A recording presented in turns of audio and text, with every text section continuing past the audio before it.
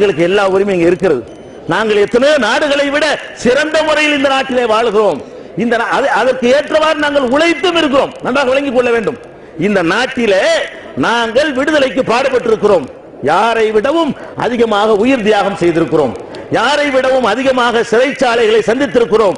யாரை விடவும் அதிகமாக வெள்ளையர்களுக்கு எதிராக ஆயுதம் தாங்கி புரட்சியிலே ஈடுபட்டிருக்கிறோம். இந்த நாட்டை உருவாக்கி இருக்கிறோம், பண்படுத்தி இருக்கிறோம், வளப்படுத்தி இருக்கிறோம். இந்த நாட்டிற்கு அதிகமான அந்நிய செலாவணிகளை இன்றைக்கு வரைக்கும் ஈட்டி தந்து கொண்டிருக்கிறோம். முஸ்லிம் சமுதாயம் மாத்திரம் வெளிநாடுகளுக்கு சென்று அந்நிய செலாவணியை ஈட்டி அனுப்பவில்லை என்று சொன்னால் இந்த நாட்டினுடைய பணவீக்கத்தின் சதவிகிதம் மேலும் மேலும் அதிகரித்துக் கொண்டே போகும். இப்படி இந்த நாட்டுக்காக எந்த வகையிலும் நாங்கள் துரோகம் செய்ததில்லை. இந்த நாட்டை காட்டிக் கொடுத்தது இல்லை. இந்த நாட்டை காட்டிக் கொடுத்தவர்களுடைய பட்டியல்கள் எல்லாம் வெளியிடப்பட்டிருக்கிறது. நாம் நம்முடைய சதவீதத்தோடு ஒப்பிட்டமையானால் 100 பேர் காட்டிக் கொடுத்தால் ஒரு முஸ்லீம் கூட இருப்பதில்லை.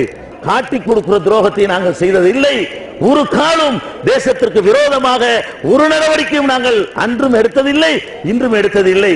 இந்த நிலை தொடர வேண்டும். எங்கள் சமுதாய மக்கள் தீவிரமான போக்குகளிலே, வன்முறை போக்குகளிலே ஈடுபட்டு விடக் கூடாது என்றால் என்ன செய்ய வேண்டும்? நாங்களும் சமமா நடத்தப்படுறோம், எங்களுக்கு கண்ணியம் இருக்கிறது, எங்களுக்கு மரியாதை இருக்கிறது, எங்களுக்கு அந்தஸ்து இருக்கிறது, எங்களுக்கு உரிமை இருக்கிறது என்பது போன்ற ஒரு சிந்தனை டோட்டல் சமுதாயத்திற்கு வர வேண்டுமானால் அதற்கு தனி இடஒதுக்கீடு நாம் கேட்கவில்லை, ஆல்ரெடி இருக்கிறது. நாங்கள் கேட்பது முஸ்லிம்களுக்கு என்று தனி ஒதுக்கீடு. எங்களுக்கு எவ்வளவு, அதாவதுங்க 1000 ரூபாயை கொடுத்து அவ்வளவு பேர் பங்கு வச்சுக்கிறீங்கன்னா இதுல நொண்டி இருப்பீங்க, முடம் இருப்பீங்க, ஊனமுற்றவங்க இருப்பீங்க, சின்ன பிள்ளைங்க இருப்பீங்க, பொம்பளைங்க இருப்பீங்க. 1000 ரூபாய் வீசி எல்லாரும் எடுத்துக்கிறீங்கன்னா யார் எடுப்பீங்க? வலிமை உள்ளால் எடுத்துக்கிறீங்க.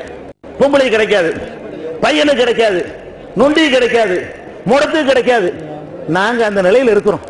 நீங்க 1000 இடத்தை வீசுறீங்க, வலிமை உள்ளவர்கள் எடுத்துக்கொள்கிறார்கள், சக்தி உள்ளவர்கள் எடுத்துக்கொள்கிறார்கள், ஆற்றல் உள்ளவர்கள் எது எடுத்துக்கொள்கிறார்கள். நாங்க நொண்டியும் முடமுமாய் இருந்து முன்னேற முடியாமல் இருக்கிறோம். பஸ்ல கூட, பேருந்துல கூட நொண்டிக்கு தனி இருக்க, ஊனமுற்றோர் வைக்கலாம். ஏன்? உங்களோட போட்டி போட்டு அவனுக்கு பஸ்ல ஏற முடியாது.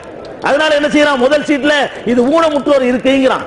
இந்த நாட்டில் நாங்க ஊனமுற்ற நிலையில் இருக்கிறோம், போட்டி போட முடியாது. எங்க அப்பா படிக்கல, எங்க பாட்டம் படிக்கல, எங்க முப்பாட்டம் படிக்கல. நாட்டு விடுதலைக்காக வேண்டி ஆங்கிலம் படிக்கிறது ஹராம்னு சொல்லி கொடுத்து படிப்பில் அம்போடு விட்டுட்டோம். படிக்காத ஒரு சமுதாயம் அதுல எல்லாம் முன்னேறி வருவதாக இருந்தால் எங்களுக்கு முடியாது. ஊனமுற்றவருக்கு கொடுக்கிற ஒரு ஒதுக்கீடு மாதிரி எங்களுக்கு தாங்கன்னு கேட்கிறோம். இதை கேட்பதற்குத்தான் இந்த பேரணியில் நம்ம கேட்கிறோம். அது இப்படி கேட்கணும், இந்த மாதிரி எது கேட்கணும்? மனு எழுதி கேட்கலாம்ல, பத்திரிகையில் அறிக்கை விட்டு கேட்கலாம்ல. ஏன் இப்படி கேட்கணும்?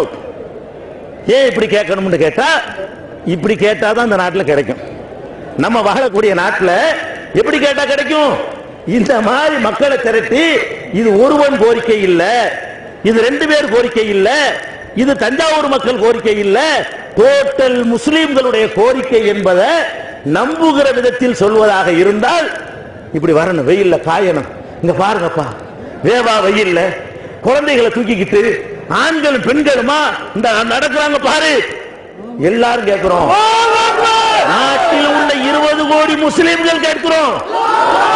தமிழகத்தில் உள்ள 13% முஸ்லிம்கள் கேட்கிறோம் என்பதை நிரூபிக்க வேண்டுமானால் அதற்கு ஒரே வழி என்னவென்று சொன்னால் இப்படி திரள வேண்டும்.